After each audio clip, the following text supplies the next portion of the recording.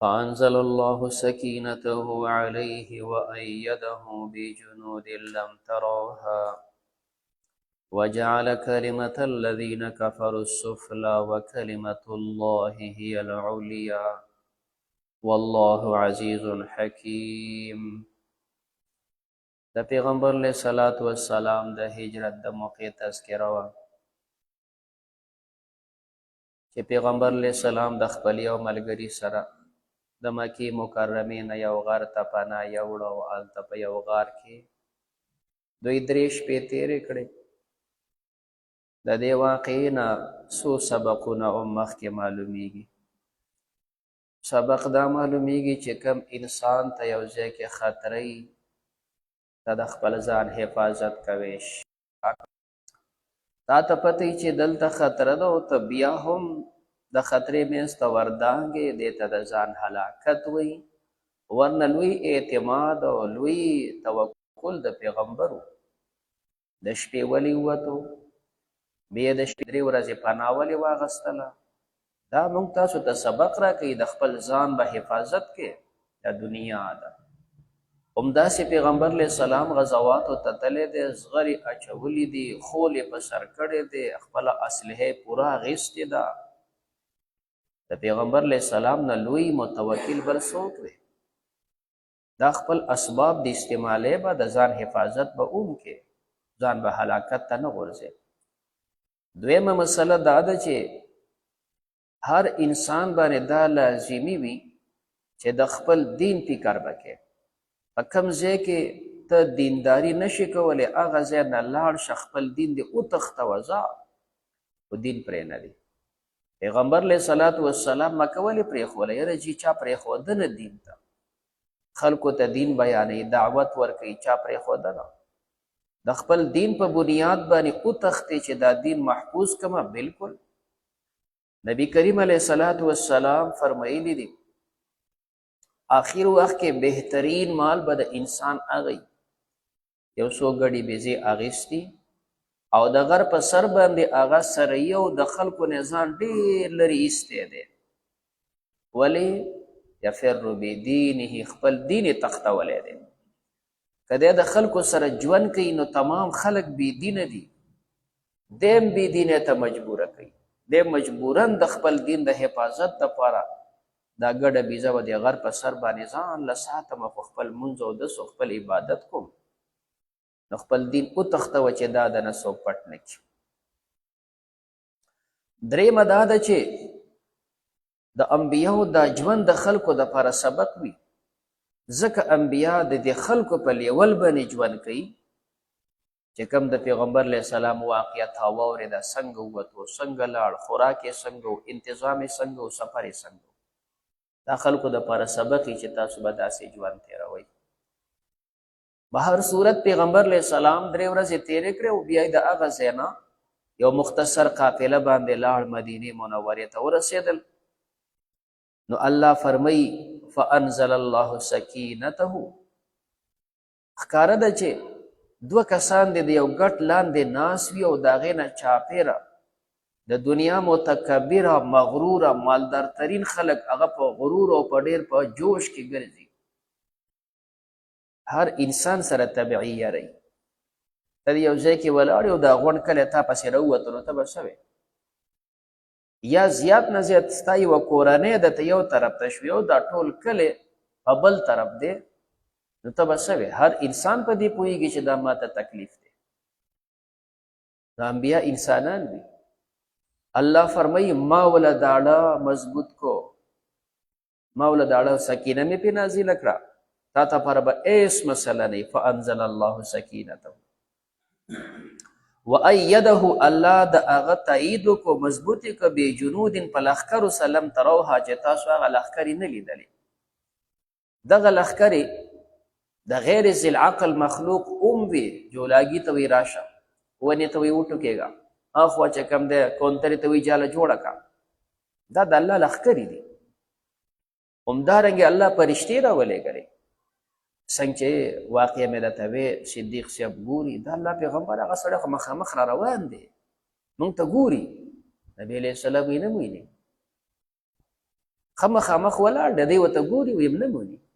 بیا کېناسته تشه اودس ماتوي پیغمبر علیه السلام ورته ویل که موږ یې لیدلی نو د خپل ځان بربنډو موږ نه ویني الله مخې ته فرشتې ودرولي دي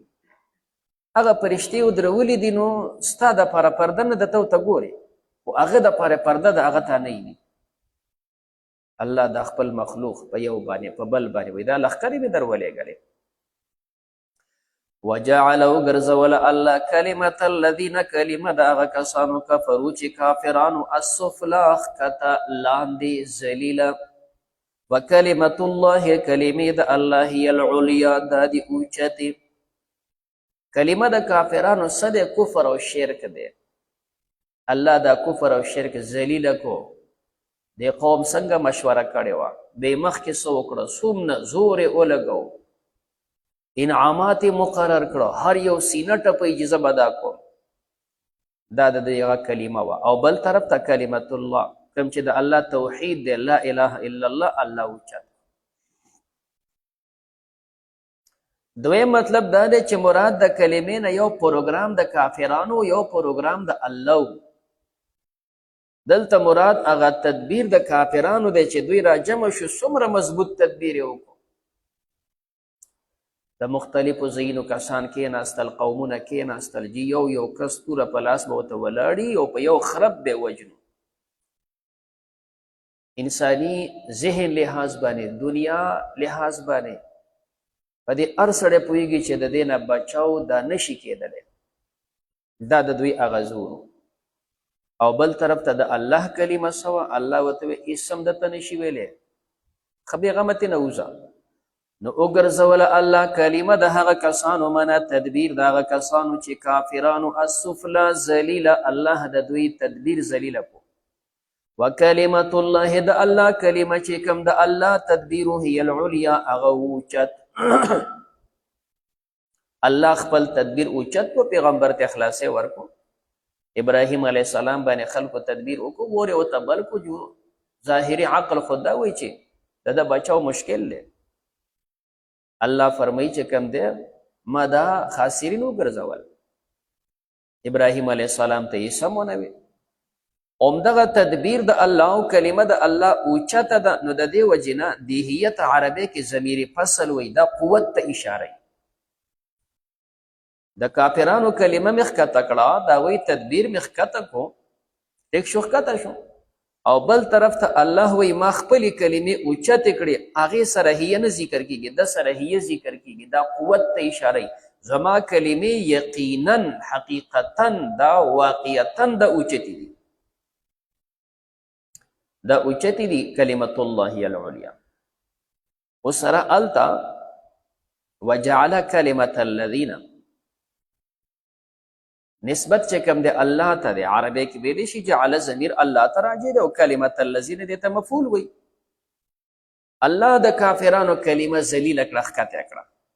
او بیا دلته نه وایي چې الله وایي چې ما خپله کلمه اوچته کړه داسې نه وایي بلکې داسې فرمایي وکلمت الله هي العلیا وایي زما کلمې اوچتې دي د الله کلمې اوچتې دي د چا اوچتولو ته ضرورت نشته ښه یو څیز چې په خپله اوچتي هغه اوچتولو ته ضرورت دی الیه یصعد الکلم الطیب او هر چې د کافرانو پروګرامونو الله وایي دا وله ما ذلیله کړه ځکه د هغې پروګرام په ډېر اوچت و هغې خو په خپل سوچ باندې ډېر لوی تدبیرونه کړي خو الله وایي ما ښکته کړه ذلیله مې کړه او په کلمو کې دا نه وایي چې ګنې ما خپلې کلمې اوچتې کړې بلکې دا فرمایي زما کلمې اوچتې دي دا اوچتولو ته ضرورت نشته دا خود به خود اوچتې والله الله پاک عزیز غالب دی حکیم حکمت والا دی دې کې د الله حکمتونه دي د چې هر کله د الله داسې زبردست طاقت دی نو الله ترغیب ورکړي انفروا خفافا وثقالا وځئ تاسو غذاګانو دپاره خفافا سپک لاړ شئ ثقالا درانه لاړ شئ په دې کې د مفسرینو لس قوله شته چې د خفاف نه څه مراد دی او د ثقال نه څه مراد دی دا تمام توجیحات دي دا دواړه ضدین دي نو چې دلته د یو ضد معنا کې هلته به بله معنا کې انفرو تاسو لاړ شئ خفافا یوازې یوازې و ثقالا په جمع جمع لږ ورکوټه جماعت هم لاړ شئ او په جمع هم لاړ شئ انفروا لاړ شئ خفافا خپیبله خپې لاړ شئ پیدل لاړ شئ وثقالا په سورلو لاړ شئ انفروا تاسو وځئ خفافا بې اصلحې که اصلحه در سره نم وي نو لاړ شه وثقالا با اصلحه انفروا تاسو لاړ شئ خفافا مریضانم لاړ شئ وثقالا روغم لاړ شئ انفروا لاړ شئ خفافا با عذرا چې عذر دی بی عذر نه هم لاړ شه وثقالا سره د عذر نه با عذر لاړ شه داسې مختلف توجیهات شوي دا تمام تعمیم ته اشاره بیا په دې کې دا علماء دوه رایې دي یوه رایه دا ده چې دا ټکې همدقه سې په تعمیم دی هېڅ چا دپاره چې کوم دی د غزا او د جهاد نه ناسته نشتې یوه رایه دا ده چې ناستې پکې نشته که ته ګوډ یې او که لوند یې او که شل یې او که خوار یې او که غریب یې او که روغ یې او که رنځور یې او چې هر شی یې خو چې مسلمان یې جزې به یوه رایه پکې دا ده چې دا تعمیم دی بیا د صحابو بعضې معمولات دقسې راغلي احد ته پیغمبر علیه السلام ووتو عبدالله ابن ام مکتوم رضی الله تعالی عنه ورته وی چې کې د خوښې دا جنډه ماله راکوي وجه وله دا ده چې لازمي خبرې چې هغه وخت جنډه خو نه وه چې هلته چاته غر په سر لګولې جنډه به د هغه سړي سره وه چې هغه مخکې ولاړ دی هغه به مخکې رواني وی دا جنډه چې زما سرې زه خاص یم څه اینم نه نو چې څه اینم نه نو مطلب دا دی چې نه مسلمان اینم نه کافر یم چې تاسو په کوم ځای ودرولم عقل ته به ولاړ یم او که بل یې ورکړې نو کېدی شي خو اینې خو د کافرانو حمله ده نو هسې نه چې رستو شي جنډه به رستو شي او زه خو هسې څه نه اینم بس جنډه ماله راکړې زه به عقل ته ښه کلک د ستنې په شان ته ولاړ یم لوند دی خو په داسې ول دی چې کوم دی غوسېده نه دی په غش ویشتلی کېده نه خو پروا یې نه چې زه به ولاړ یم اگر چې پیغمبر علیه السلام بیا جنډه دله نه ده ورکړې بیا مصعب ابن عمیر ته یې ورکړه وړاندې د احد په واقعاتو کې مو ویلي نو دا هلانده هم نه دي پاتې شوي ښه همداسې ابو طلحه رضی الله تعالی عنه ابو طلحه چې کوم د حضرت انس صاحب دا پلندر دی آن دا چې د مرګ هلو خو وروسته شوی نه دی د انتها بوډا ضعیف کمزور خو د هغې باوجود سمندري سفر د هغې یو سره روان شو په دې سمندر کې ابو طلحه صاحب وفات شو بیا څونه چې دفن کړی وی یو دقه شانتې چې کوم د په سمندري سفر کې ځان سره اخیستی 2 ورځې مزل وکړو 2 ورځې بعد بیا یو جزیرې ته ووتل نو هلته وله بیا ځای برابر کړو او چې څنګه 2 ورځې مخکې وفات و هغسې 2 ورځې په دغه سمندر په کشتۍ کې پروت دی ځان سره یې ګرځوي نه خراب شوی دی او نه بین کړی دی او نه بل څه کړي دی هغسې ټیک ټاک پروت 2 ورځې وروسته چې وچې ته ووتل نو بیا هلته دفن کړ نو ورته ویې ته خو بوډا یې کمزور یې چې کوم دی خیر دی بچي دې شتې دا بچي به هم ولاړ شو وایي الله فرمایي انفرو خفافا هېڅ چا دپاره اجازه نشته همداسې ابو ایوب انصاري رضی الله تعالی عنه هغه بوډا خو وایي ما ته اجازه نه کوي چې زه پاتې شم د همدغه شانتې چې کوم دی ان تر دې چې د قسطنطنیه چې موجوده دا د شام د حکومت حصه وه اوس چې ورته ترک چې ورته وایي اوس ترک د استنبول کې چې کوم د استنبول چې کوم د هغې مرکزي ښار دی نو هغې څه نږدې د ابو ایوب انصاري صاحب روضه مبارکه ده نو هغه وخت د دې ښار نه چې کوم دیوال ته و هغه ته سوري بلد چې بیا ورته وی دې خوا مسلمانانو خپل پړاو ته اچولې پوجونه پراته دي اخوا د شامیانو پوجونه دي دې موقع باندې چې کوم د ابو ایوب انصاري صاحب وفات شو هغه سړی چې د پیغمبر علیه السلام د مدینې منورې میزبان و د چا په کور کې چې نبی علیه السلام اوسېده او دا چا له خدمت کو په دې کې وفات شو ورته یې وصیت وګوره چې هسې نه ما دلته پرېږدئ تاسو چې څونه مخکې ځئ که نه مه به ځان سره وړئ او چې کوم ځای کې تاسو آخري چې د هغې نه مخکې نه شوئ تللی هغه ځای کې ما بیا ښخ کړئ خو وردلته پرېږدئ نه انفرو خفافا وثقالا د صحابو بعضې حضراتو داسې عمل تابعینو کې سعید ابن مسیب رحمه الله یو لوی عالم او محدث دی دا تابعی دی خو ځینې تابعین داسې دي نه هغه حضرات چې هغوی د صحابو دیدار کړی او د هغوی نه علم حاصل کړی بیا د هغې خپل طبقات دي خو په دې تابعینو کې بعضې حضرات داسې تابعین دي مضبوط په علم کې چې دی کله حدیث بیانوي او مخکې صحابي بیان نه کوي او ډایرکټ وایي پیغمبر داسې ویلي دي د محدثینو په اصطلاح کې داسې روایت ته مرسل وایي ځکه تا خو صحابي منځ کې ذکر نه کو او پیغمبر خو تا لیدلی نه دی نو ته څنګه وایي چې پیغمبر داسې ویلي دي نو دا تابعین چې داسې خبره کوي نو هغه بیا محدثینو ته مرسل وایي دا معتمد روایت نه وي ځکه تا منځ کې کړی کټ کړه خو ځینې تابعین داسې دي چې هغه که داسې مرسل ذکر هم کړي هغه تمام محدثین مني تمام فقها مني چې د ده دا ټکی بلکل صحیح دی که دې منځ کې صحابي ذکر نم کې خو روایت یې ټیک دی په دې کې سعید بن مسیب صاحب دی ابراهیم نخعی صاحب دی داسې بعضې حضرات دي که نه چې دا تابعین دي پیغمبر یې نه دی لیدلی خو دا علمیت هغوی داسې انداز باندې دی د صحابو نه داسې زده کړه کړې ده چې دې منځ کې صحابي ذکر نم کې او ډایرکټ وایي چې پیغمبر داسې ویلي د تمام محدثین یې مني اگر چې مرسل کې د محدثینو اصول حدیث کې کلام شته څوک یې مني مرسل روایت معتبر نه دی شافعي صاحب یې نه مني احناف یې مني احمد رحمه الله مني مرسل روایت خو عام مرسلو کې دا اختلاف دی خو دا بعضې داسې دي چې هغه ټول مني هغه ټول محدثین مني احنافی مني شوافعی مني بلې مني پای کې سعید صاحب سعید ابن مسیب رحمه الله اخري عمر کې بوډا په یوه سترګه باندې معذوره شو بیا هم روان دی نو چا ورته ویل ته خو معذور یې بوډا یې د تګ هم نه سترګه دې هم کار نه کوي ورته یې یو دوه کاره کوی شم یو خو چې ستاسو سره په دې ډله کې روان یم که نه نو ډېرېږئ یو سر در پکې سیوا شو که نه ستاسو دا ډله خو ډېرولی شم که نه یو کس در پکې سیوا شم دا ډېرول کوی شم جماعت به مو غټ شي او دویم کار دا کوی شم چې هلته خو ټیک دی چې بوډا یم توره خو نه شم ولی خو چې تاسو توره وایي نو دا سامان خو به دله ساتم که نه دا څوکیداري به دله کوم دا کار به دله کوم نو د ځینې حضراتو رایه دا وه چې هغوی مکمل پاتې کېدل نه منل دا یوه رایه ده دویمه رایه دا ده چې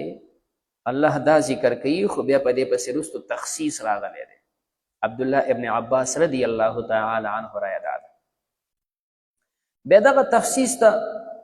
د مفسرینو اصطلاح باندې څوک ورته نسخه وایي او څوک ورته نسخه نه وایي بیا د متقدمینو کلام دا دی چې تخصیصاتو ته هغې نسخې وایي نو بیا دوی فرمایي انفرو دا منسوخ دی او متاخرین حضرات هغوی بیا هر یو څیز ته نسخه نه وایي نو دې ته بیا عام مخصوص البعض ورته وایي هغه دا دی لیس علی الضعفاء ولا علی المرضى الله وی په ضعیفانو باندې په مریضانو باندې په ګوډیانو باندې په دوی باندې حرج نشته په دوی جهاد نشته عبدالله صاحب فرمایي معذوره خلک دې وتلي دي په دوی کې نه دي همدارنګې چې کله د جهاد او د قتال مسله فرض عین ته نه رسیدلی نو بله موقع باندې هم الله دا فرمایي وما کان للمؤمنین ان ینفروا کافه مسلمانان به غونډ نه وځي چند کسان به ځي نور به پاتې کېږي عبدالله صاحب فرمایي دا تېنه خاص شوي دي نو دویمه رایه پکې دا ده چې کله نفیر عام وي قتال فرض عین شي بیا دا مسله ده چې انفروا خفافا وثقالا او چې کله فرض عین نه بیا به غونډ نه ځي بیا به چند کسان ځي وجاهدوا تاسو جهاد وکئ باموالکم په خپلو مالونو و انفسکم او په خپلو نفسونو فی سبیل الله د الله په لار کې الله د مال جهاد مخکې ذکر کوي او د نفس جهاد وروستو ذکر کوي پته لګي دا د مال جهاد ګران دی دا مخکې ذکر کوي د نفس آسان دی یا خاص کر پښتنو ته پښتانه داسې دي چې کوم دی په نفس کې غټې قربانیانې ورکوي خو په مالی کې چې کوم دی بیا لږ دی سوس وي نو الله مخکې مال ذکر کوي باموالکم و انفسکم نبی کریم علیه الصلاة والسلام فرمایلی دي مسلمان چې کوم دی المن یجاهدو بماله و نفسه و لسانه دی په جبم جهاد کوي دی په نفسم جهاد کوي دی په مالم جهاد کوي مال د الله د پاره ورکوي دا ستا جهاد دی بدن لګې جهاد دی داخله خوځوه د الله د دین د پاره دا جهاد دی نبی کریم علیه الصلاۃ والسلام غازیان په دوه قسمه تقسیم کړي دي. یو هغه غازی دی چې دی لاړ غزا یې وکړه، او دویم من خلف غازیا فی اهله بخیر. غازی لاړ، ته چې کوم دی دغه خلیفه شولې، دغه د کور دغه د بچو انتظام کې په خیر باندې، دا داسې دی چې تام غزا وکړه. دا دواړه پکې شریک دي. نجاهدوا باموالکم وانفسکم فی سبیل الله ذالکم خیر لکم، دا د غوره ستاسو دپاره ان کنتم تعلمون که تاسو پوهیږئ. فانزل الله، نازل کړه الله سکینته خپل آرام علیه په خپل پیغمبر باندې، و ایده دې مضبوط کو بی جنودین په لښکرو سلم تروها چې تاسو هغه لښکرې نه لیدلې. وجعل وی ګرځوله کلمة الذین، کلمه د هغه کسانو کفرو چې کافرانو، السفلا ښکته ذلیله، وکلمة الله کلمې د الله هی العلیا دا دی اوچتې. والله الله عزیز غالب دے حکیم حکمت والا دے. انفرو تاسو زی خفافا سپک و ثقالا و درانا، وجاہدو باموالکم جہادو کے پخپلو مالون و انفسکم و پخپلو نفسون فی سبیل اللہ دا اللہ پلار کی. ذالکم خیر لکم، دا دا ورستاسو دا پارا ان کنتم تعلمون کتاسو پوئے گئی. اللہ تعالی شزا منگوئی نور دل ستر زاد فروبر دے پختل دربار قبول کے صحت عافیت نصیب کے رحمت. وصلی اللہ تعالی علی خیر خلقہ محمد و آلہ و اصحابہ.